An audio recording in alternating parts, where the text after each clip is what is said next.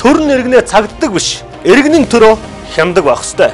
Төр нэрхтээ иргэдэнд үүрэгтэй байж таарахгүй. Монголчууд бид хариуцлагатай юу? Монголын төр хариуцлагатай юу? Үлд хүнээр ачаа бүү татвал гэдэг үг байдаг. Амьдралын өмнөөс гарсан энэ зарчим өнөөдөр бидэнд сонирхлын зөрчилдөд төшмөлөөр шийдвэргүй гаргуул, авилгал давтсан албан тушаалтаар асуудал бүр шийдвэрлэх зарчмыг бий болгож байна. Батлав гэдэг дарга өгний цаана судлав гэдэг утга хамт байх ёстой.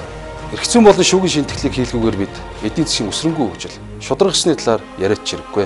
Хариуцлагатай ирээдүйн төлөө Надад нэг санал байна.